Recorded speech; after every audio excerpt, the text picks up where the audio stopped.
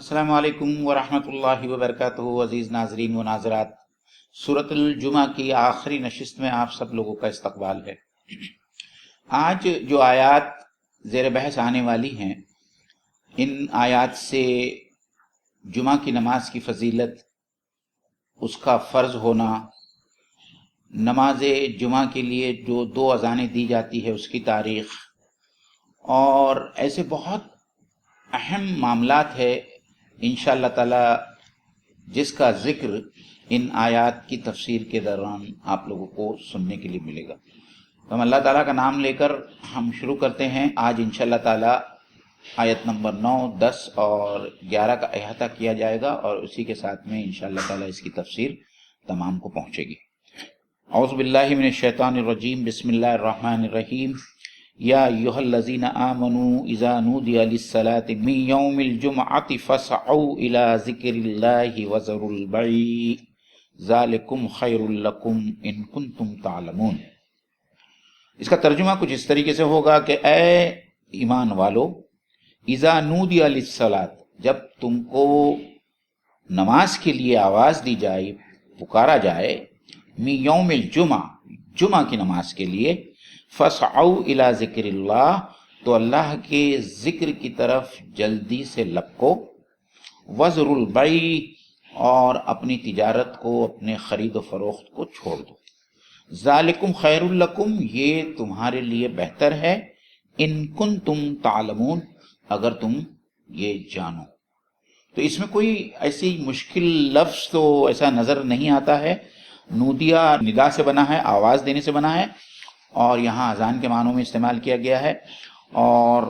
फसअऊ जो है वो सई का माने सई से ये अखज़ किया गया है और आमतौर पर हम लोग इसका इस्तेमाल करते रहते हैं।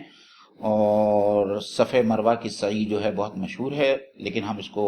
इंशाअल्लाह और ज़्यादा तफसील के साथ में समझने की कोशिश करेंगे। और बै जो है वो एक्चुअली उसकी मानी जो होती है वो फ़रोख्त करने की होती है, लेकिन यहाँ मुफस्सिरीन ने ख़रीद व फ़रोख्त दोनों मानों में इस्तेमाल किया। तो मेरे साथ में आज इस तज़कीर के महफिल में मिशल भाई मेरे साथ में मौजूद है। मिशल भाई, आपका इस्तकबाल है। मैं ये बताना चाहूँगा मिशल भाई कि कुरान मजीद की तरतीब कुछ ऐसी है कि ये जो दूसरा रुकू है ये नुज़ूल के एतबार से पहले नाजिल हुआ और पहला रुकू जो है वो बाद में नाजिल हुआ है। लेकिन जब अल्लाह के रसूल सल्लल्लाहु अलैहि वसल्लम ने इसकी जब तरतीब कराई और लिखाई तो आपने पहले नाजिल होने वाले रुकू को या आयात को बाद में लिखवाया, और जो बाद में आयात नाजिल हुई थी जो युसब्बिहु लिल्लाहि मा फिस समावाति व मा फिल अर्द से शुरू होती है, आप सल्लल्लाहु अलैहि वसल्लम ने उसको पहले लिखाई। इंशाअल्लाह ताला हम पहले इस आयत की रोशनी में, अगर आप मुनासिब समझते हैं तो जुमा के बारे में कुछ तमहीदी कलमात रखें। औज़ु बिल्लाहि मिनश शैतानिर रजीम, बिस्मिल्लाहिर रहमानिर रहीम। अज़ीज़ नाज़रीन, अस्सलामु अलैकुम वरहमतुल्लाह। इसमें मोइन भाई एक बहुत इंटरेस्टिंग सवाल आता है, वो ये कि ये जो दो रुकू है बज़ाहिर दोनों भी बहुत एक दूसरे से डिफरेंट है। पहले रुकू में अल्लाह ताला ने यहूद से खिताब किया है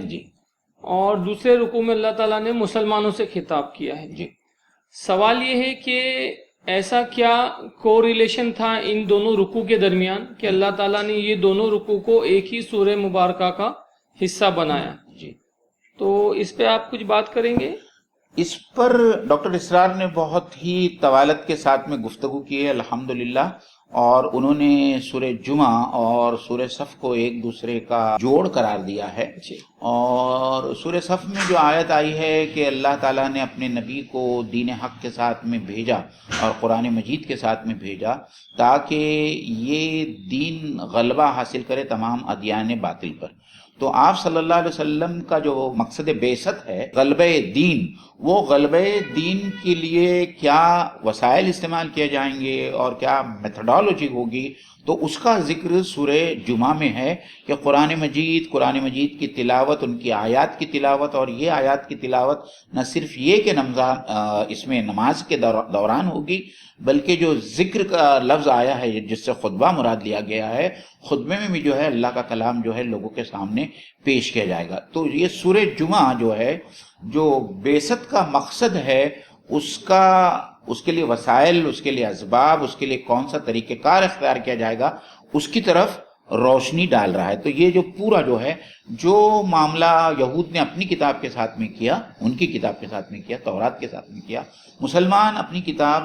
جو قرآن مجید ہے اس کے ساتھ میں یہ معاملہ نہ کریں، اس لیے یہود کی مثال لا کر مسلمانوں کو تنبیہ کی گئی ہے، اور پھر یہ بتایا گیا ہے کہ نمازوں میں کس طریقے سے قرآن مجید کے ذریعے قرآن کی تعلیمات کو عام کیا جائے گا، اور اس میں خطبہ جمعہ بھی خود بخود شامل ہو جاتے ہیں۔ جی اصل میں معین بھائی ایک بہت امپورٹنٹ پوائنٹ یہ ہے جی کہ جس طرح سے یہود کو اللہ تعالیٰ نے کتاب دیا تھا اور انہوں نے اس کی ناقدری کی، جی ٹھیک اسی طرح سے اللہ تعالیٰ نے مسلمانوں کو ان کی تعلیم اور تربیت کے لیے یہاں پہ اللہ تعالیٰ نے جمعہ کو پیش کیا ہے کہ دیکھو کس طرح سے اللہ تعالیٰ نے مسلمانوں کی تعلیم اور تربیت کے لیے، ان کے تزکیے کے لیے جمعہ کا دن رکھا ہے۔ جی تو مسلمانوں کو اصل میں یہ بتانا ہے کہ دیکھو جس طرح سے یہود نے اس کتاب کے ساتھ ناقدری کی جو اللہ نے ان کے اوپر نازل کی تھی، ان کے نبی پہ نازل کی تھی، تو تم بھی یہود کی طرح نہ بننا، یہود کے نقش قدم پر نہ چلنا۔ اور اسی لیے اس سے پہلے کے رکوع میں ہم نے دیکھا کہ ان کی مثال تو اللہ تعالیٰ نے یہ دی کہ ایک گدھے کی مثال اللہ تعالیٰ نے دی۔ تو مسلمانوں کے لیے بھی یہاں پہ ایک امپورٹنٹ اسپیکٹ یہ ہے کہ تم بھی ویسے بنو گے تو تم بھی گویا ایک گدھے کی مانند ہو جاؤ گے۔ بالکل۔ دوسرا ایک امپورٹنٹ پہلو یہ ہے کہ ہم جانتے ہیں کہ قوم کے اندر خاص طور سے کوئی ایک دن ایسا دیکھا گیا ہے کہ ہفتے کا کوئی ایک دن وہ اپنے لیے مختص کرتے، طے کرتے، جس میں وہ خدا کی عبادت کے لیے فارغ ہوتے ہیں۔ جیسے یہود جو ہے وہ سنیچر کا دن رکھتے، پھر عیسائی جو ہے وہ اتوار کا دن رکھتے، اور اسی طریقے سے مسلمانوں کے لیے جو ہے وہ جمعہ کا دن رکھا گیا کہ تم جمعہ کے دن کا، جمعہ نام بھی وہیں سے آ رہا ہے کہ یہ ایک اجتماعی عبادت کا دن ہے جہاں مسلمان ایک جگہ جمع ہوں گے اور اجتماعی عبادت کے لیے اس کی غرض سے جمع ہوں گے۔ جی اور اصل جو اسپرٹ پورے اس رکوع کے اوپر جو چھائی ہوئی ہے، جو آگے تفصیل میں بھی آئے گی، وہ یہ ہے کہ جمعہ کے دن اللہ تعالیٰ نے جو، ہم جانتے ہیں کہ عام طور پہ تو دوپہر میں ہم جو ظہر کی نماز پڑھتے ہیں، تو اللہ تعالیٰ نے گویا یہ کیے کہ ظہر کی نماز کے 2 رکعت کم کر کے اس کی جگہ خطبہ رکھے۔ مطلب جو ان پرنسپل جو بات ہم کو سمجھنی ہے، یا اس کی جو اسپرٹ، اس کی جو روح اصل جمعہ کی ہے، وہ یہ کہ جو خطبہ جمعہ کے اندر رکھا گیا ہے وہ بہت زیادہ غیر معمولی اہمیت کا حامل ہے، اور مسلمان جو ہے اس کے بارے میں بالکل بھی لاپرواہی یا بہت زیادہ آسان اس کو لے، ہلکے میں لے، اور کیجول اپروچ لے کے اس کے اوپر نہیں چل سکتے۔ تو یہ بات اصل میں اللہ تعالیٰ نے یہاں پہ لائی ہے، اور بہت اسٹرانگ اللہ تعالیٰ نے کمپیریزن ڈیرائیو کیا کہ دیکھو یہود ہے، یہود کا کیا انجام ہوا، وہ بات بھی اصل میں آ رہی ہے کہ گویا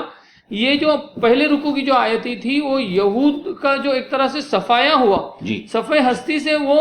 اپنے آپ کو بہت زیادہ طاقتور سمجھتے تھے، اپنے آپ کو اللہ کا چہیتا سمجھتے تھے، لیکن اس کے باوجود ان کا جو حشر ہوا ہے نا، وہ دیکھتے دیکھتے ہم جانتے ہیں کہ صفحہ ہستی سے اور مدینہ سے پورا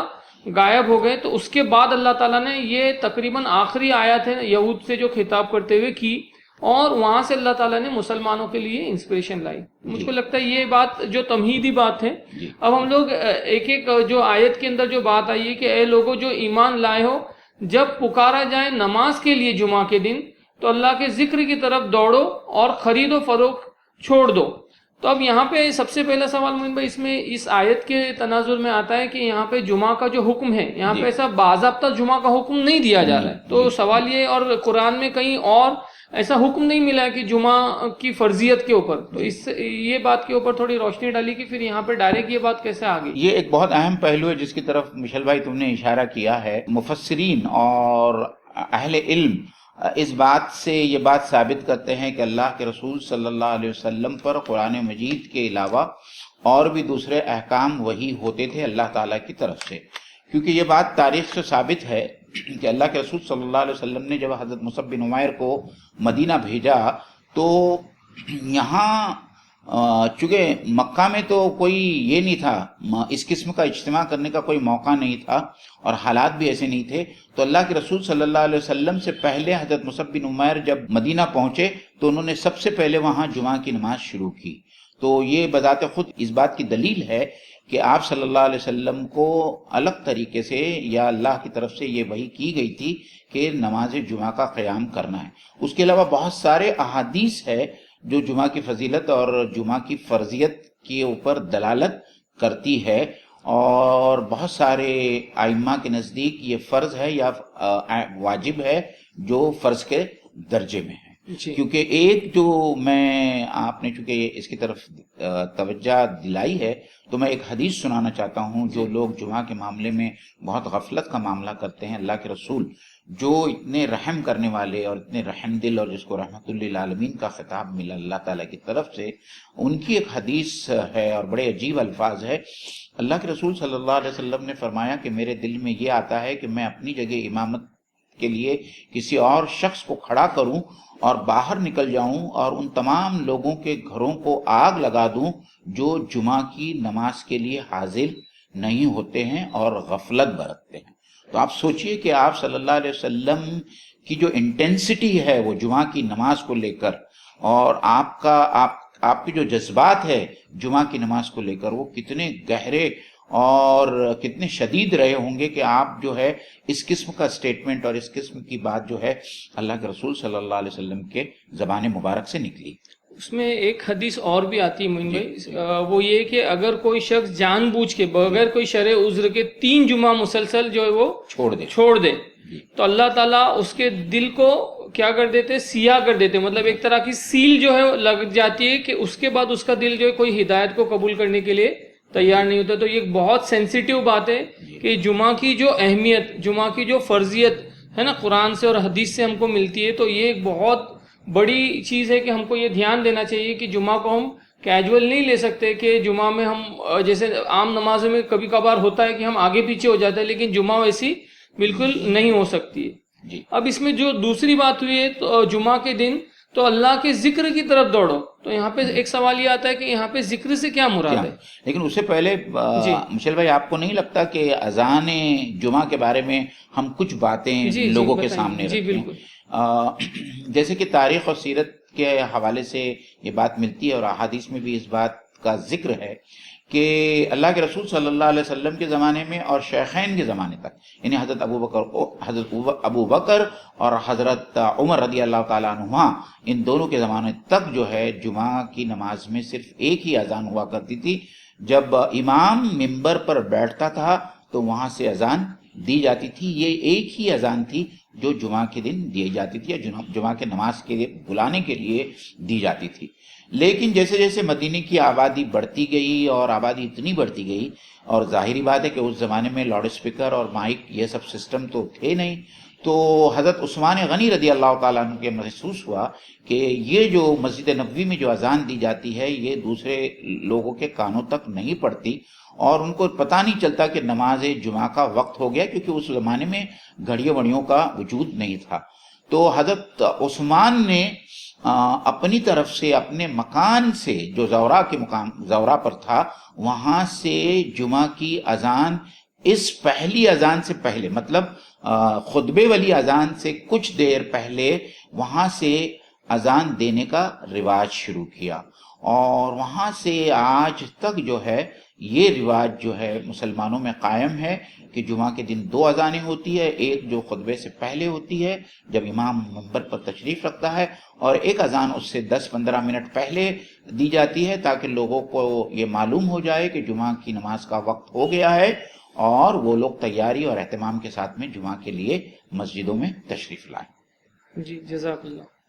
تو اب مجھ کو لگتا ہے یہ ایک بات اس آیت کے پہلے حصے سے بہت کلیئر آ رہی ہے کہ جمعہ کی جو فرضیت ہے اس کے لیے جو اذان دی جائے گی اس کی کیا اہمیت ہے نا. اب اس کے بعد جو بات آئی ہے تو اللہ کے ذکر کی طرف دوڑو. تو ذکر سے مراد کیا ہے معین بھائی؟ اس پہ آپ تھوڑی روشنی ڈالیں گے. جی میں دونوں چیزیں لوں گا. فسعوا سے مراد تو دوڑنا ہوتا ہے، لیکن نماز کے لیے دوڑنے سے منع کیا گیا ہے، اور اس کے بارے میں باقاعدہ ایک حدیث ملتی ہے. اللہ کے رسول صلی اللہ علیہ وسلم نے فرمایا کہ جب تم نماز کے لیے آؤ تو بہت ہی اطمینان سے اور اطمینان کی کیفیت سے آؤ. نماز خاص طور پر مشل بھائی آپ دیکھتے ہوں گے کہ ہم کو روزمرہ کا یہ ہمارا مشاہدہ ہے کہ جب امام رکوع میں جاتا ہے تو کچھ لوگ اس رکعت کو پانے کے لیے دوڑ کر جو ہے حوض سے یا وضوگاہ سے آ کر اس رکعت میں شامل ہونے کی کوشش کرتے ہیں. اللہ کے رسول نے اس بات سے ہم کو منع کیا ہے کہ اس طریقے سے دوڑنا صحیح نہیں ہے. اطمینان کے ساتھ میں آپ نماز میں جماعت میں شامل ہو جائیں، آپ کو جو بھی رکعت ملتی ہے اس رکعت سے آپ نماز پڑھیں، اور اگر رکعت چھوٹ گئی ہے تو بعد میں اس کو ادا کیا جا سکتا۔ تو یہاں صحیح سے مراد بھاگنا یا لپکنا نہیں ہے۔ مفسرین نے یہ کہا ہے کہ صحیح سے مراد، جیسا کہ ہم یہ بھی سمجھتے ہیں اور یہ بھی جانتے ہیں کہ جو ہم صحیح صفا و مروہ کہتے ہیں، وہاں پہ بھی جو ہے حضرت حاجرہ جو ہے وہ دوڑی تھی وہاں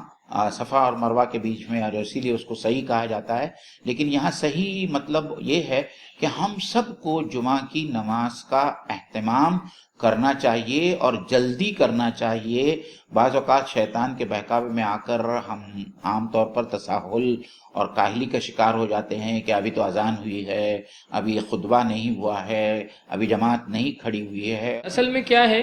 کہ یہاں جو دوڑنے کا حکم دیا جا رہا ہے، آپ دیکھیے دو چیزوں کو بیسیکلی سامنے رکھا گیا، ایک تو جمعہ کا دن یا جمعہ کی خطبہ اور نماز ہے، اور دوسرے اس کے کمپیر میں کیا چیز ہے، خرید و فروخت یا انسان کی دنیاوی مصروفیات ہے۔ تو یہاں پہ یہ ہے کہ انسان ایک طرح سے لپکنے کی بات کی جا رہی ہے کہ تم جمعہ کی طرف لپکو اور اپنے آپ کو جتنا ہو سکتا ہے جلدی فارغ کرو، ہے نا۔ کن چیزوں سے فارغ کرو؟ یہ دنیاوی جتنی مصروفیات ہیں، مشغولیات ہیں، ان سے ایز ارلی ایز پاسبل کیا کرو، تم فارغ ہو جاؤ، تاکہ تم جمعہ کو مس نہ کرو کسی بھی حال میں۔ بالکل۔ تو یہ، اور پھر جو حدیث آتی ہے وہ یہ کہ جمعہ کے دن ایک فرشتہ جو ہے وہ آنے والوں کا رجسٹر ہوتا ہے اس کے پاس، اور رجسٹر میں انٹری کرتا ہے کہ کون کب آ رہا ہے، اور اس کے حساب سے اس کی فضیلت، اس کے درجات جو ہے لکھے جاتے ہیں۔ اور جب امام خطبہ دینے کے لیے کھڑے ہوتا ہے تو وہ فرشتہ جو ہے وہ رجسٹر کو بند کر دیتا ہے۔ مطلب لوگ یہ سمجھتے ہیں کہ کبھی بھی آئیں گے تو چلتا ہے، نہیں، لیکن اللہ کے نزدیک جو بولتے ہیں نا، ایک طرح کی جو انٹری ہو رہی ہے وہ صرف ان لوگوں کی ہو رہی ہے جو خطبے سے پہلے مسجد میں پہنچ رہے ہیں اور وہ ساری چیزوں کا اہتمام کر رہے ہیں۔ بہت صحیح بات ہے۔ تو اس سے اس بات کا بھی اندازہ ہوتا ہے کہ جو بات ذکر سے یہاں آئی ہے، اس سلسلے میں ہم لوگ یہ باتیں لوگوں کے سامنے رکھنا چاہتے ہیں کہ ذکر کی معنی تو عام طور پر اللہ کی یاد ہے، اور ظاہری بات ہے کہ قرآن مجید میں ذکر جو ہے نماز کے لیے بھی آیا ہے، کہ نماز کو بھی ذکر کہا گیا ہے، کیونکہ اس میں اللہ تعالیٰ کی یاد ہے، ہم اللہ تعالیٰ کو یاد کرتے ہیں، دعائیں کرتے ہیں نماز میں۔ لیکن یہاں ذکر سے مراد جو ہے نہ صرف جمعہ کی نماز ہے، بلکہ بعض مفسرین کا یہ کہنا ہے کہ جیسے کہ آپ نے شروع میں بتایا کہ ظہر کی 4 نماز کی تخفیف کر کے، کمی کر کے 4 رکعت کو 2 رکعت بنایا گیا ہے، اور 2 رکعت کے قائم مقام جو ہے وہ خطبہ ہے جو امام نماز سے پہلے دیتا ہے، اور یہ خطبے کی یہ اہمیت ہے، یہ خطبے کی وجہ سے ہی نماز جمعہ کی فضیلت ہے، کیونکہ یہ خطبہ اس لیے دیا جاتا ہے، اللہ تعالیٰ نے ایک ایسا پلیٹ فارم دیا ہے مسلمانوں کو، اور اس امت کو ایسا پلیٹ فارم دیا ہے کہ بغیر کسی پروموشن کے اور بغیر کسی انتظام کے جو ہے اتنا سارا مجموعہ جو ہے امام کے سامنے بیٹھا ہوا ہوتا ہے، اور خاص کوشش اس بات کی ہونا چاہیے کہ جمعہ کے خطبے میں حالات حاضرہ کے تناظر میں مسلمانوں کی اصلاح کس طریقے سے کی جائے، یا مسلمانوں کے جو مسائل ہیں ان مسائل کا حل کیا ہو، اور کس طریقے سے قرآن اور احادیث کی روشنی میں مسلمانوں کو نصیحت دی جائے۔ یہ تمام چیزیں جو ہے اس ذکر اور خطبے کے عناصر ہے، اور اس بات کا خیال رکھا جائے، اور اسی وجہ سے جو ہے اس خطبے کی وجہ سے، جس کو اللہ تعالیٰ نے یہاں ذکر کا نام دیا ہے، نماز جمعہ کی پوری اہمیت کا دار و مدار اس کے اوپر ہے۔ لیکن مشل بھائی، آپ سے میں یہ پوچھنا چاہوں گا، ظاہری بات ہے کہ ہمارے اپنے ملک عزیز میں اور دوسرے ممالک میں جہاں لوگوں کی زبان عربی نہیں ہے، جو اجمی ہیں، جو جن کی مادری زبان اردو ہے یا کوئی اور ہے، وہاں جو عربی کا خطبہ ہوتا ہے، اس خطبے سے کیا یہ مقاصد پورے ہوتے ہیں، اور اس سلسلے میں کیا راستہ ہم کو اختیار کرنا چاہیے؟ اس سلسلے میں اگر آپ دیکھیں، اس میں 2-3 رائے ہے۔ ایک رائے تو یہ ہے کہ چونکہ یہی رواج چلا آ رہا ہے کہ عربی میں ہی خطبہ ہوتا رہا ہے، تو اس کو عربی میں ہی ایز اٹ از انٹیک رکھنا چاہیے، چاہے وہ لوگوں کو سمجھ میں آئے یا نہ آئے۔ لیکن اصل ہم کو یہ سمجھنا چاہیے کہ اللہ تعالیٰ نے یہ خطبہ رکھا کیوں ہے۔ یہ خطبہ رکھنے کا جو سول پرپز ہے وہ یہ کہ امت کی اصلاح، امت کی تربیت، امت کا تزکیہ، ہے نا, ہمارے اندر جو بھی برائیاں پائی جا رہی ہے, ہمارے اندر جو کمیاں پائی جا رہی ہے, ان کو دور کرنے کے لیے یہ خطبہ ہوگا. ہم کو خدا سے قریب کرنے کے لیے یہ خطبہ ہوگا. آج کے حالات میں مسلمانوں کے سامنے جو درپیش مسائل ہیں, ان مسائل کے اندر مسلمانوں کا کیا رول ہوگا, کیا رائے عمل ہوگی, کیا رویہ ہوگا, یہ ساری باتیں اصل میں جو ہے وہ خطبے کا محور اور خطبے کا عنوان ہونا چاہیے. تو یہ اب سوال یہ آتا ہے کہ اگر یہ خطبہ عربی میں ہوگا تو انسان اس کو سمجھے گا کیسے, ہے نا. بعض لوگ اس میں یہ بات رکھ رہے کہ پھر نماز بھی تو عربی میں ہے, تو نماز کو بھی پھر کیا ٹرانسلیٹ کرے. تو اس میں جو بحث اصل میں ہے وہ یہ ہے کہ نماز تو بہرحال وہ اللہ کا کلام ہے, خطبہ جو ہے وہ اللہ کا کلام نہیں ہے. خطبے کے اندر اس بات کی بالکل گنجائش ہے کہ ایک امام ایک وقت کا, جو بھی اس وقت نبی صلی اللہ علیہ وسلم تھے اور پھر ان کے بعد خلفائے راشدین تھے, پھر جتنے ائمہ حضرات آئے, پھر اس کے بعد آج بھی جو امام اپنی سطح پر ہے, ان کے اوپر ایک بہت بڑی ذمہ داری ہے اصل میں کہ یہ جو موقع ہے, یہ جو وقت ہے, اس کو امت کی اصلاح کے لیے استعمال کیا جائے, ہے نا. تو یہاں پہ اگر وہ اس کو مس کر گئے, اس کو بھی عربی میں پڑھیں گے, تو ظاہر سی بات ہے کہ کسی کو بالکل کچھ سمجھ میں آنے والا نہیں. بلکہ آپ دیکھیے معین بھائی, آج تو یہ حالت ہے کہ جو لوگ ٹریڈیشنلی پڑھ رہے, اس میں آج یہاں پہ مغلوں کی سلطنت تو رہی نہیں, لیکن وہ مغل بادشاہ کی بھی اس میں تعریف اور توثیق ہو رہی ہے. ان کو وہ بھی نہیں سمجھ رہے کہ ہم کیا پڑھ رہے ہیں, ہے نا. نماز کے بارے میں یہ بات بہت کلیئر ہونا چاہیے کہ نماز اللہ کا کلام ہے. ایک بات, اس کا کوئی دوسرا نمول بدل ہو نہیں سکتا اس لینگویج کے علاوہ. دوسرا یہ کہ ہم کو نماز کے اندر کی جو صورتیں, ہم کو معلوم ہے کہ ہر بار یہی سورہ پڑھنی ہے. جیسے سورہ فاتحہ تو ہر نماز میں پڑھنی ہے, 17 بار کم سے کم دن میں پڑھنی ہے, اور کم سے کم آخری 10 صورتیں آپ دیکھیے تکرار کے ساتھ آتی ہے اکثر نمازوں میں. تو یہ ہماری بہت بڑی ذمہ داری ہے کہ کم سے کم ان صورتوں کا تو ہم ترجمہ سمجھ لیں, تاکہ نماز کے ذریعے سے بھی جو میسج دیا جائے گا وہ ہمارے لیے آئے. عربی لینگویج سیکھتے تو ویل اینڈ گڈ, لیکن ایک بہت اہم چیز یہ ہے کہ جو خطبہ ہوگا وہ اس جگہ کی مدر ٹنگ میں, وہ ایسی لینگویج میں ہوگا جو لوگ سمجھ سکتے ہیں. یعنی مدر ٹنگ میں بھی ہم دیکھتے ہیں کہ اردو کے اندر آج یہ مسئلہ ہو گیا کہ ہمارے خطیب ایک دم فصیح اگر اردو بول رہے ہیں اور ہماری آڈینس جو ہے وہ اردو صحیح سے سمجھ نہیں سکتی, تو ہم کو وہ بھی دھیان دینا چاہیے کہ کہیں نہ کہیں ایسی لینگویج ہو جو تھوڑی آسان ہو, جس کو لوگ سمجھ سکے. تو یہ تو مطلب ایک بولتے ہیں نا بہت بڑی اپارچونیٹی ہے جس کو ہم مس کر جائیں گے. اور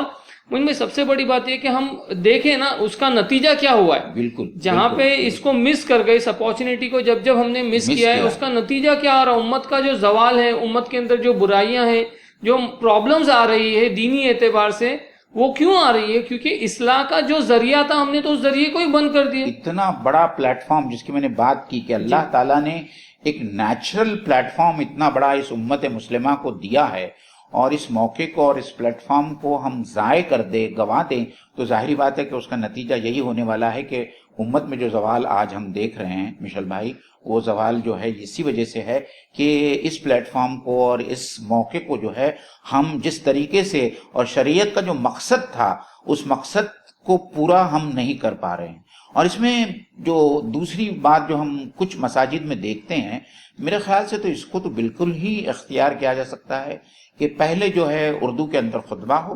اور اس میں جو ہے حالات حاضرہ کے تناظر میں باتیں رکھی جائے, مسائل کے اوپر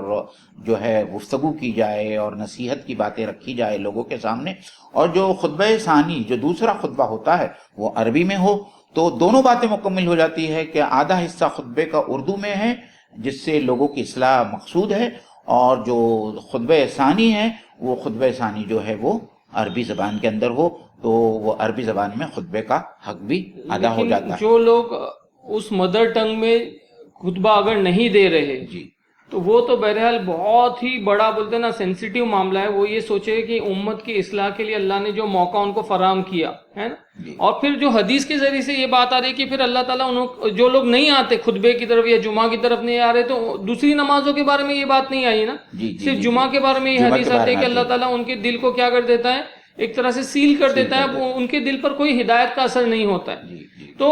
سوال پھر یہی آتا ہے کہ لوگوں کی ہدایت کے لیے جو اللہ نے موقع رکھا ہے وہ ہدایت کب مل سکتی ہے؟ لوگ جب تک وہ واعظ نصیحت نہیں ان کے سامنے ہوگی, ان کو جب تک آخرت سے نہیں ڈرایا جائے گا,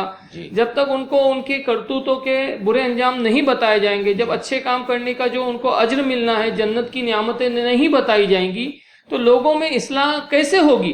تو یہ بہت اہم پہلو ہے، اس کو بالکل مس کرنا ایک بہت امت کے ساتھ جو ٹریجڈی آلریڈی ہو چکی ہے،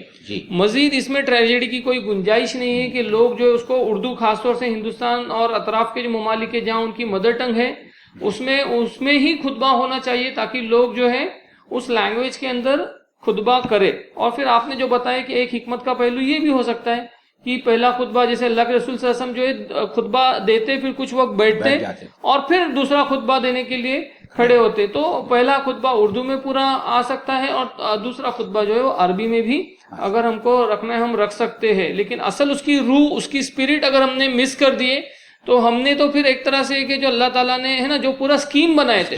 ہم اس پوری اسکیم کے ساتھ کھلواڑ کر رہے ہے نا، اور اس میں پھر ہم ایسا ہے کہ امت کو اور ڈینجر زون میں لے جا رہے ہیں اور زوال کی طرف لے جا رہے ہیں، اور کہیں نہ کہیں ہم کو اپنے رویے کے اوپر خاص طور سے وہ لوگ جو مسجد کے متولی ہیں، مسجد کے ٹرسٹیز ہیں، جو ائمہ حضرات ہیں، ان کو اس بارے میں اپنے روش کے اوپر سوچنا چاہیے۔ اور پھر ایک اور بات میں یہاں پہ معین بھائی یہ بھی لاؤں کہ خطبے کا جو مقصد ہے نا اس کو بھی جو لوگ اردو میں کر بھی رہے وہ یہ اپارچونیٹی کو سے بولتے نا ایسے کہ کوئی بولتے نا بس آپس میں کچھ نا اتفاقیاں پیدا کر رہے یا امت کے اوپر ایسی کچھ باتیں کر رہے جس کا کوئی ریلیونس نہیں ہے، تو وہ بھی ہم کو دیکھنا چاہیے کہ ہمارے خطبے سے امت کو، لوگوں کو کیا فائدہ، ان کی اصلاح کا کیا ذریعہ بن رہے ہیں کہ ہمارا خطبہ، کیا ہمارے خطبے کے ذریعے سے ان کے اندر کچھ نصیحت جا رہی ہے ان تک، کیا ان کے دلوں پر ہماری باتیں اثر کر رہی ہے، کیا ان کے اندر کچھ چینج آ رہا ہے، آنے کے کچھ امکان ہو رہے ہیں؟ تو یہ سارے بہت اہم سوال ہے جس کو ہم کو کرنا چاہیے، اور یہ بھی دھیان رکھنا چاہیے کہ خطبے میں ایک لارجر آڈینس ہوتی ہے، ہم کو بچوں کو بھی کور کرنا ہے، نوجوانوں کو بھی، ضعیفوں کو بھی، تو ہمارے عورتوں کو بھی، ہمارے اور عورتوں کے لیے بھی بالکل مطلب خطبہ ہے۔ یہ بھی ایک دوسری ٹریجڈی کہ عورتوں کو بالکل مسجد سے دور کر دیا گیا، ان کی اصلاح کا جو ذریعہ ہو سکتا تھا ایک بڑا ذریعہ تھا، ہم نے ہے نا عورتیں باقی اپنی ضرورت کے تحت اسکول، کالج، آفیسز، بازار سب جگہ جا پا رہی ہے، مالز میں بھی جاتی جی، لیکن نہیں جانے کا یہ ہے تو وہ مسجد میں، اور مسجد میں بھی خاص طور سے جمعہ کے موقع سے تو عورتوں کے لیے بھی ایک الگ سے پروویژن بالکل پردے کے ساتھ ہونا چاہیے،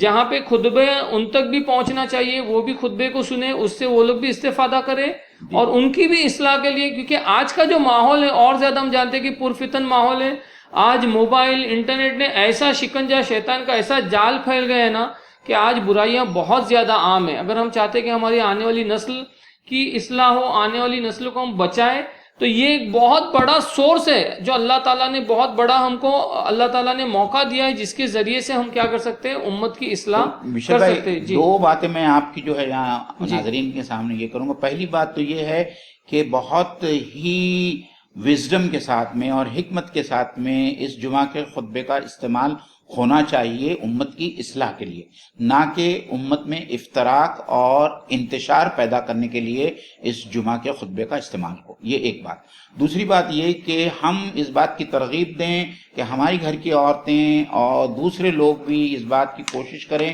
کہ ان کی عورتیں جمعہ کی نماز کے لیے خاص طور پر مسجدوں میں آئیں۔ اور ہم آپ لوگوں کے سامنے یہ بھی رکھتے چلیں کہ اللہ کے رسول صلی اللہ علیہ وسلم کے زمانے میں، یہاں تک کہ حضرت عمر کے زمانے تک جو ہے عورتیں مسجد نبوی میں آ کر نمازیں پڑھتی تھی، فجر کی نمازیں پڑھتی تھی، عشاء کی نمازیں پڑھتی تھی۔ یہ احادیث سے ثابت ہے، کیونکہ حضرت عمر رضی اللہ تعالیٰ عنہ کے اوپر جب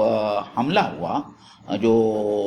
فیٹل وار ہوا، اس وقت فجر کی نماز میں ان کی بیوی جو ہے حضرت عاتقہ رضی اللہ تعالیٰ عنہا بھی موجود تھی اس کے اندر۔ اور حضرت عائشہ کے بارے میں تو آتا ہے کہ حضرت عائشہ کے بہت سارے احادیث ہے کہ ہم جب فجر کی نماز سے باہر نکلتے تھے تو اتنا اندھیرا ہوتا تھا کہ ہم ایک دوسرے کو پہچان نہیں پاتے تھے۔ تو یہ تمام چیزیں اس بات کی شہادت دیتی ہے کہ اللہ کے رسول صلی اللہ علیہ وسلم کے زمانے میں اور بعد میں خلفائے راشدین کے زمانے میں بھی عورتیں مسجدوں میں آتی تھی، اور جمعہ کے لیے نماز کے لیے تو آنا آج بھی اور بھی ضروری ہو گیا ہے، کیونکہ ان کے پاس میں علم حاصل کرنے کا کوئی ذریعہ نہیں ہے۔ تو ایک زرعی، ایک سنہرا موقع ہے کہ خطبے کے ذریعے ہمارے عورتوں کی بھی اصلاح ہو سکتی ہے۔ اس لیے جو لوگ یہ کہتے ہیں اور اس کے اوپر ضد کرتے ہیں اور اس کو اس طریقے کا بڑھاوا دیتے ہیں کہ عورتوں کو مسجد میں نہیں آنا چاہیے یا جمعہ کی نماز کے لیے نہیں آنا چاہیے، میرے خیال سے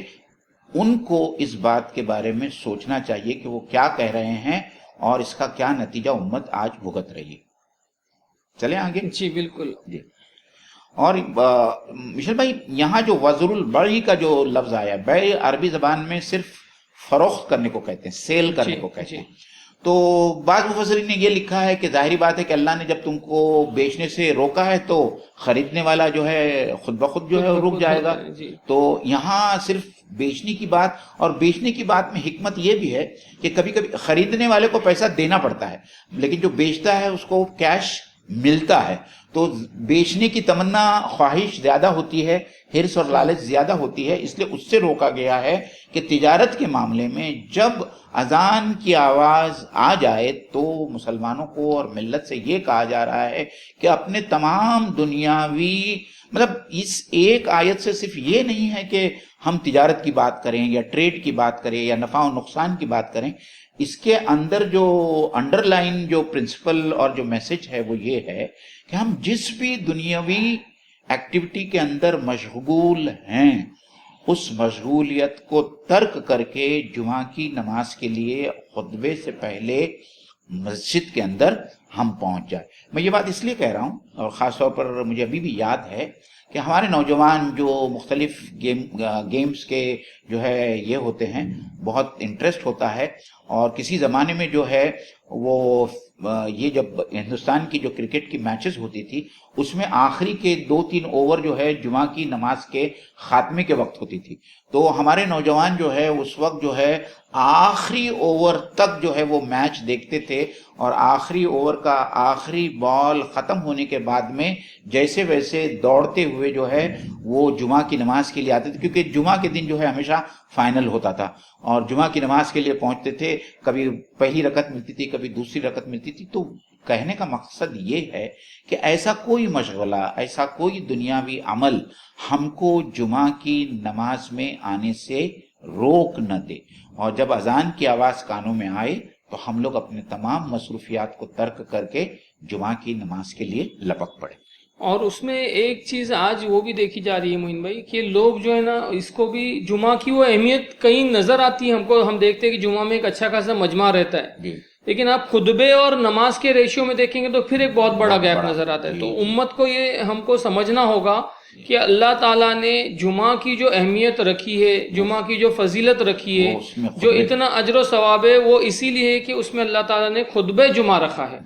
تو ہم خطبہ جمعہ سے غافل ہو کے صرف نماز کے لیے آ رہے، ایک فارمیلٹی ادا کر رہے اور ہم سمجھ رہے کہ نہیں ہم نے تو نماز ادا کر دی ہے، تو یہ بھی ایکسیپٹیبل نہیں ہے. یہ رویہ ہرگز بھی ایکسیپٹیبل نہیں ہے. اور اسی لیے آپ دیکھیے اس سے پہلے یہود کی مثال اسی لیے دی گئی تھی کہ انہوں نے یہی کیا نا کہ اللہ تعالیٰ کی جب تعلیمات ان کو دی گئی تھی انہوں نے کیا کیا، اسے پسے پوچھ ڈال دیا. تو اللہ تعالیٰ نے ان کو کیا ہے گدھے کی مثال دی کہ گویا کہ ایک گدھا ہے جس کے پیٹھ کے اوپر جو ہے کتابیں لدی ہوئی ہے. تو خدا نہ خواستہ کہیں ہمارے ساتھ بھی وہ معاملہ نہ ہو کہ ہم جمعہ کے ساتھ ویسا ہی کچھ معاملہ کریں کہ ہم جمعہ کے خطبے کو مس کریں. اور خطبے میں بھی یہ کوشش ہونا چاہیے کہ ہم ایسے مساجد کی طرف رخ کریں جہاں پہ ہماری زبان کے اندر خطبہ ہو، جو ہم کو سمجھ میں آتا ہو اور جس کے ذریعے سے ہم کو لگتا ہے کہ ہم کو کچھ نصیحت حاصل ہو رہی ہے، ہمارے اندر کچھ چینج آ رہا ہے نا، امت کی اصلاح کا کچھ جو ہے وہ ذریعہ بن رہا ہے. تو یہ بہت اہم چیز ہے جو لوگوں کو سمجھنا ہوگی. تو اس کے لیے اللہ تعالیٰ دیکھیے مشل بھائی آگے کہہ رہے ہیں کہ ذالکم خیر لکم ان کنتم تعلمون، کہ اگر تم جانو، اگر تم کو اس بات کا احساس ہو تو تم کو سمجھنا چاہیے کہ یہ تجارت کو چھوڑ کر، یہ دنیاوی منافعت کو چھوڑ کر، یہ دنیاوی مشغولیات کو چھوڑ کر اگر تم جمعہ کی نماز کے لیے آتے ہو تو یہ تمہارے لیے بہتر ہے. تم شاید یہ نہیں جانتے ہو کہ یہ تمہارے لیے کتنا اچھا ہے، اس کا اجر و ثواب جو ہے اور اللہ تعالیٰ کے نزدیک جو ہے تم کو کیا اس کا اجر دیا جائے گا یہ تو شاید ہم موت کے بعد جو ہے وہیں جانیں گے. لیکن اللہ تعالیٰ یہاں خاص طور پر آگاہ کر رہا ہے کہ اس کا تم کو، اس کی اہمیت تم کو شاید نہیں معلوم ہے، اس کے لیے تم جو ہے اس آج بھی جو ہے جمعہ کی نماز سے غفلت کرتے ہو، خطبے سے غفلت کرتے ہو اور نماز میں آنے میں یا مسجد میں آنے میں تاخیر کر دیتے ہیں. ایک چیز اس میں یہ بھی ہے اس آیت کے اندر کہ تمہارے لیے کیا خیر و، مطلب اللہ تعالیٰ خود یہ بات بول رہے ہیں نا کہ تمہارے لیے زیادہ بہتر کیا ہے اگر تم جانو. مطلب اللہ تعالیٰ جب تم کو بول رہے کہ خرید و فروخت، نہیں تم اپنا ایک طرح سے پروفٹ چھوڑ دو، ہو سکتا ہے کسی کا پروفٹ ہے. اللہ تعالیٰ تو وہ بات بیسیکلی جو بات پیچھے آئی ہے کہ جو سب سے امپورٹنٹ چیز انسان کے لیے کیا ہو سکتا ہے وہ پیسہ ہے. کہ ایسے موقع پر جمعہ کے وقت اگر ہو سکتا ہے تمہارا بہت زیادہ پروفٹ ہو رہا ہے، بہت زیادہ پیسہ آ رہا ہے، تو اللہ تعالیٰ بول رہے اس کو بھی چھوڑ دو. جی معین بھائی نے وہی بتایا کہ خریدنے کے اندر تو ہم کو لاس ایک طرح سے ہم پیسہ دے رہے, لیکن یہاں پہ یہ کہ منافع کو بھی اللہ تعالیٰ چھوڑنے بول رہے. تو یہ سمجھ میں آ رہی ہے کہ جو خیر و برکت جمعہ کے اندر رکھی گئی ہے اس کے ذریعے سے اصل میسج یہ معین بھائی کہ ہماری آخرت سنورنے کا جو ذریعہ اگر ہے تو وہ ان دنیاوی فائدوں سے کہیں گنا بہتر ہے. یعنی کل قیامت میں ہم اش کرتے رہ جائیں گے کہ کاش ہم نے کیا کیا ہوتا, یہ سارے مشاغل کو چھوڑے ہوتے, اور ہماری اصلاح اور فلاح کا اگر جو ذریعہ تھا ہم نے اس کو مس کر گیا, کیونکہ اس کے ذریعے سے جنت میں جانا ہمارے لیے کیا ہو رہا ہے,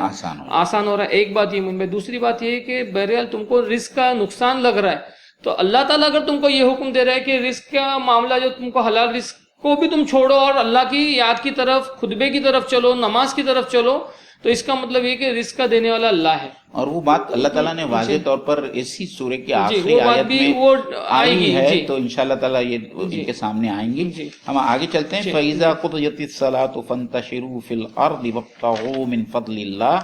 وَاذْكُرُوا اللَّهَ كَثِيرًا لَعَلَّكُمْ تُفْلِحُونَ. اور جب تم نماز سے فارغ ہو جاؤ تو پھیل جاؤ دنیا کے اندر, زمین میں. وَابْتَغُوا مِنْ فَضْلِ اللَّهِ, اور اللہ تعالیٰ کے فضل میں سے تلاش کرو. وَاذْكُرُوا اللَّهَ كَثِيرًا, اور اللہ تعالیٰ کا کثرت کے ساتھ میں ذکر کرو. لَعَلَّكُمْ تُفْلِحُونَ, تاکہ تم فلاح پاؤ, تاکہ تم کامیابی پاؤ. تو مشل بھائی یہاں یہ کہا جا رہا ہے, اور یہ تھوڑا سمجھنے کی بات ہے کہ ایسا کیوں کہا جا رہا ہے کہ جب تم نماز سے فارغ ہو جاؤ تو پھر اللہ کے فضل کو ڈھونڈنے کے لیے زمین میں پھیل جاؤ. تو پہلی بات تو یہ سمجھنا چاہیے کہ یہ حکم نہیں ہے, یہ جو ہے اجازت دی جا رہی ہے. اور یہ اجازت اس لیے بھی دی جا رہی ہے کہ ہم کو اس کو یہود کے کانٹیکس میں سمجھنا چاہیے, اور اس آیت کی جو شان نزول ہے اس کے معاملے میں بھی ہم کو سمجھنا چاہیے. پہلی بات ہم یہود کی مثال لیتے ہیں. یہود کے یہاں یوم السبت جو ہوتا ہے, سبات جس کو کہتے ہیں, اس دن پورے دن کے لیے کوئی بھی دنیاوی ایکٹیویٹی نہیں کی جا سکتی, یہاں تک کہ تجارت وغیرہ کچھ بھی نہیں کیا جا سکتا. اس کے برخلاف اللہ تعالیٰ نے امت مسلمہ پہ یہ رحم فرمایا,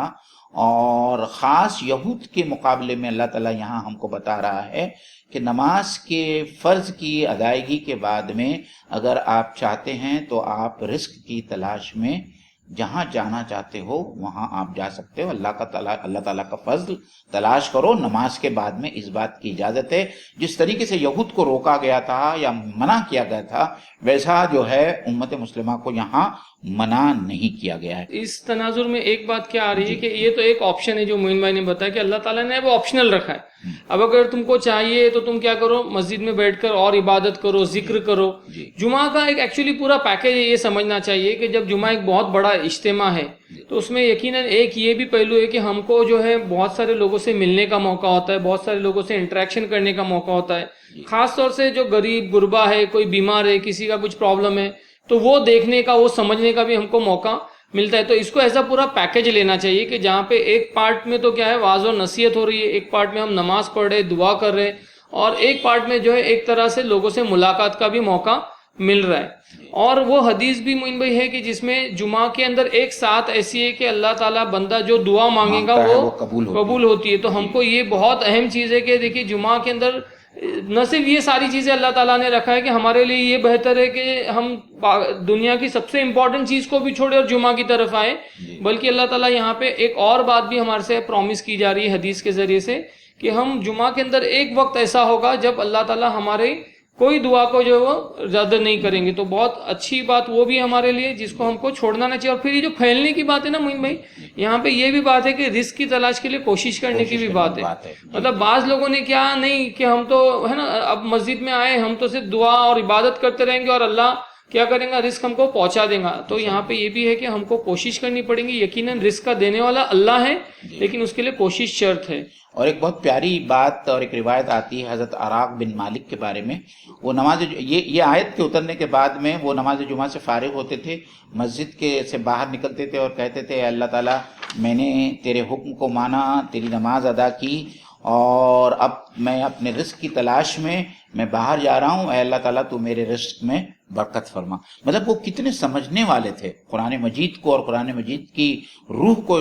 وہ لوگ سمجھنے والے تھے. تو یہ دعا جو ہے ان کی مفسرین نے اپنی تفسیروں میں حضرت عراق بن مالک کی جو ہے یہ نقل کی ہے.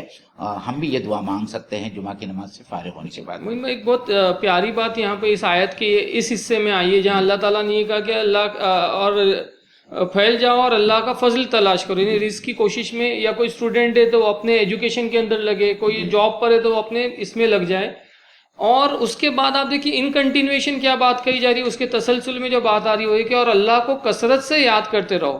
یعنی یہ نہیں کہ جب تم صرف مسجد میں آؤ تو اللہ کو یاد کرو، بلکہ رزق تلاش کرتے ہوئے بھی تمہاری یہ کوشش ہونی چاہیے کہ وہاں پہ بھی حلال رزق کو تلاش کرنا تم ہے نا، اس کے اندر لگے رہو. اللہ کو کثرت سے ہر مرحلے میں، یعنی یہ نہیں کہ اللہ کو یاد کرنا ہے تو صرف مسجد میں آنا ہے. یقیناً وہ ایک بہت بڑا سورس ہے، ایک بہت بڑی چارجنگ، ایک بہت بڑی انرجی ہم کو ملتی ہے، ہمارے اندر ایک طرح کا چینج آتا ہے. لیکن وہ چینج کا ریفلیکشن کدھر ہوگا؟ جب ہم معاشرے میں، جب ہم سماج میں، جب ہم زمین پر پھیلیں گے، اپنے اپنے ڈومینز میں، اپنے اپنے ایریا آف ورک میں جائیں گے تو وہ دکھے گا. اور ہر مرحلے میں مطلب ہم کو کیا کرنا ہے؟ کثرت سے اللہ کو یاد کرتے رہنا ہے. اور پھر اللہ کے رسول صلی اللہ علیہ وسلم سے اسی لیے ہم دیکھتے ہیں کہ بہت ساری دعائیں ملتی ہیں ہم کو، جو صبح شام اللہ کے رسول صلی اللہ علیہ وسلم مانگا کرتے تھے. تو ہم کو تو وہ دعاؤں کو بھی یاد کرنا چاہیے. اور صبح شام کے اذکار کے اندر تھوڑا تھوڑا وقت ہوتا ہے، زیادہ وقت نہیں لگتا ہے.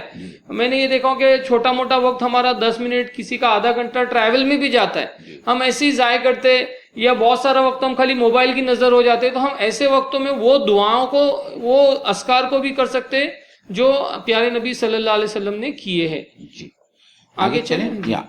تو آگے اللہ تعالیٰ فرما رہا ہے، اور یہ خاص آیت ہے، اور اس آیت کی شان نزول بھی انشاءاللہ تعالیٰ بیان کی جائے گی. وَإِذَا رَأَوْا تِجَارَةً أَوْ لَهْوًا انفضوا إِلَيْهَا وَتَرَكُوكَ قَائِمًا. تو جب کچھ لوگوں نے تجارت کو دیکھا،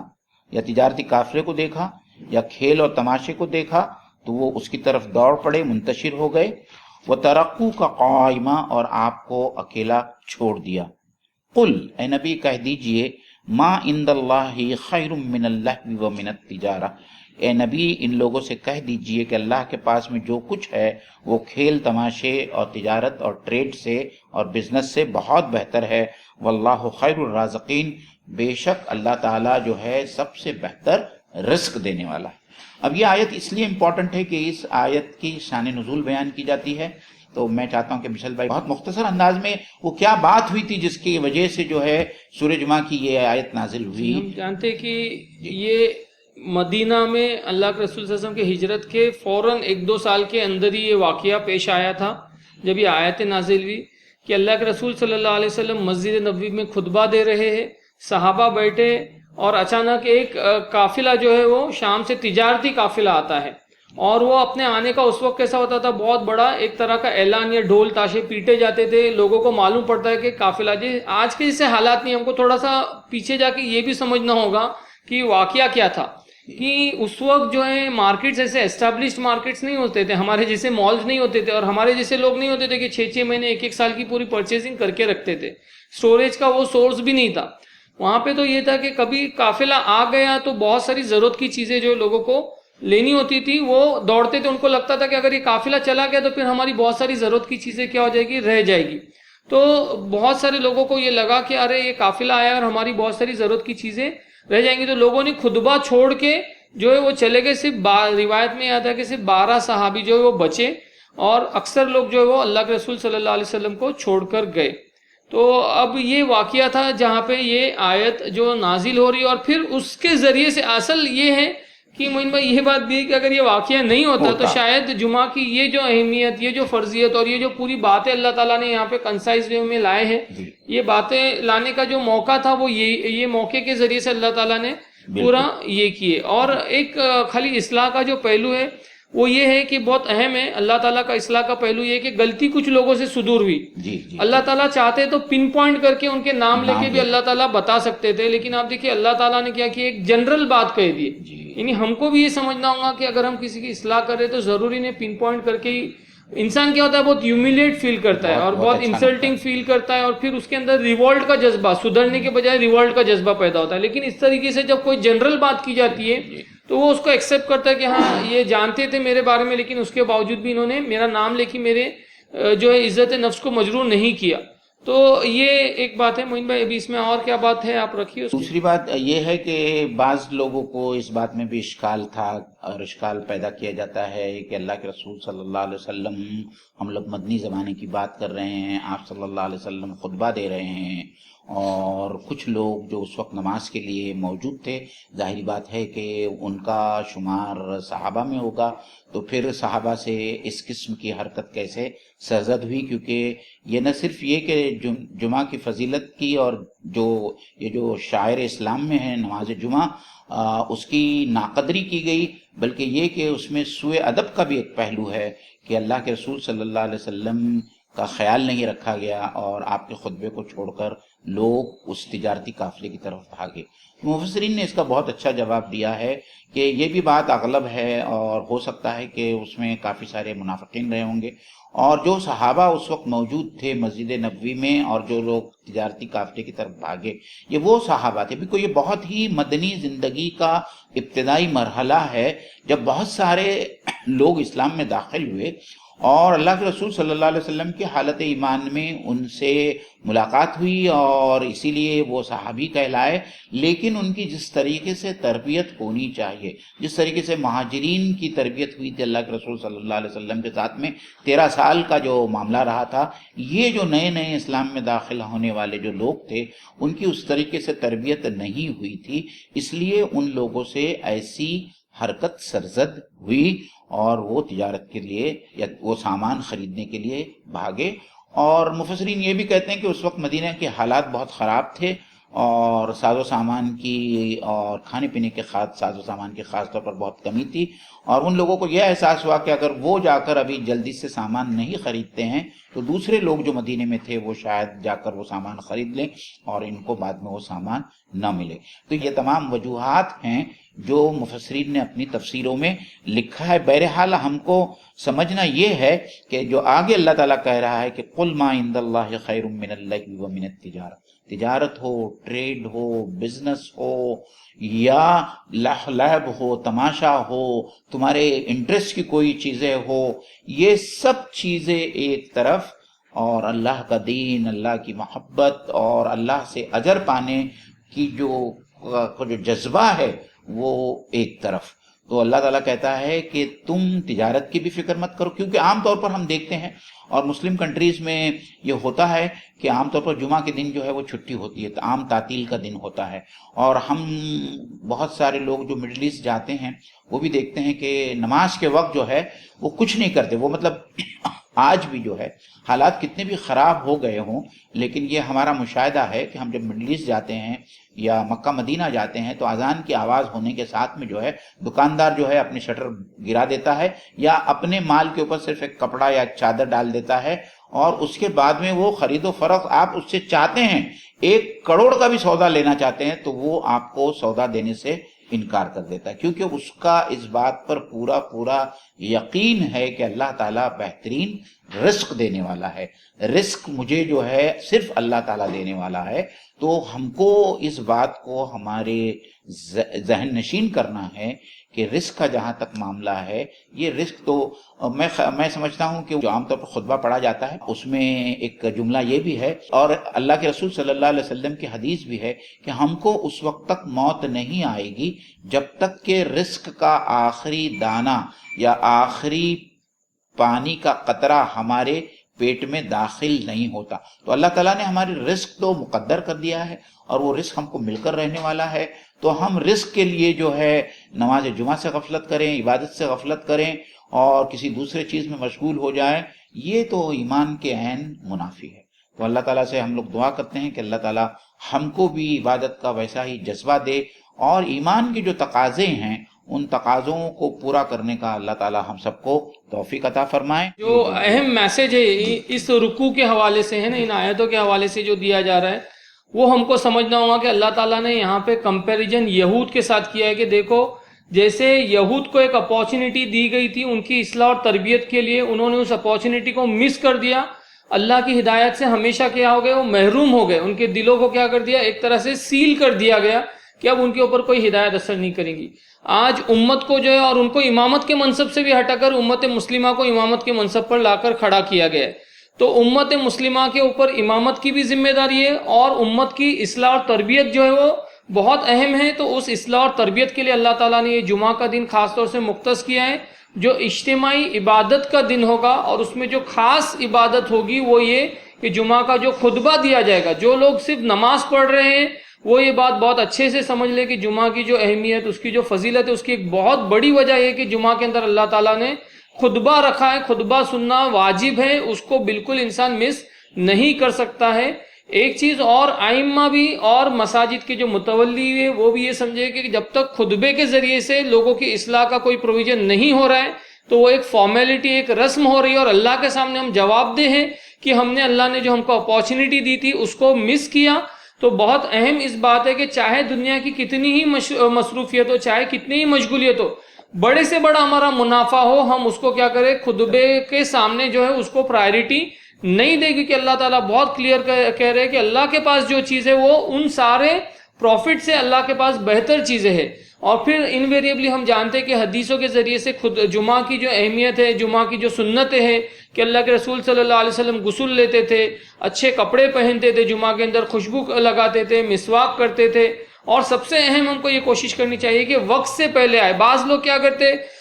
ایک دم جمعہ کے اندر پہنچ جاتے، خطبے کو بھی اٹینڈ کر رہے تو نہیں ہم پہلے آ کے 2 رکعت پڑھیں گے، ارے وہ نفل نماز ہے، خطبہ واجب ہے، آپ نفل کو جو ہے واجب کے اندر ضم مت کیجئے اور پھر اس فقہی بحث میں مت پڑھیے، یہ دیکھیے کہ اس کی اسپرٹ کیا ہے۔ تو ہم کو اس اسپرٹ کو دیکھنا پڑے گا، اور اس کے ذریعے سے ہم کو پوری امت کی، بچوں کی، جوانوں کی، بوڑھوں کی، خواتین کی اصلاح کا جو پروویژن اللہ تعالیٰ نے رکھا ہے، ہم کو اس کو اسی اسپرٹ کے ساتھ لینا ہوگا، اس کو انٹیک رکھنا ہوگا۔ اور اللہ تعالیٰ سے دعا ہے کہ اللہ تعالیٰ اس کے ذریعے سے جو اللہ تعالیٰ نے خیر و برکات رکھے ہیں وہ امت کے اوپر، پوری امت کے اوپر رائج ہو، امت اس بھولے ہوئے سبق کو یاد کرے قرآن کی ان آیتوں کے ذریعے سے، اور ہم کو بھی اللہ تعالیٰ اس بات کی توفیق دے کہ ہم اس بات کو، اس میسج کو زیادہ سے زیادہ جو بھی لوگ سن رہے ہیں وہ اس کو اور زیادہ عام کرے۔ جزاک اللہ۔ السلام علیکم ورحمۃ اللہ۔ انشاءاللہ اگلی جمعرات کو پھر ملاقات ہوگی آپ کی ایک اور نشست میں، انشاءاللہ تعالی سورہ منافقون کا احاطہ کیا جائے گا اگلی نشست میں۔ لوگوں سے التماس ہے کہ زیادہ سے زیادہ ہمارے چینل کو سبسکرائب کریں اور اس کو پروموٹ کریں۔ جزاک اللہ خیر۔ السلام علیکم ورحمۃ اللہ وبرکاتہ۔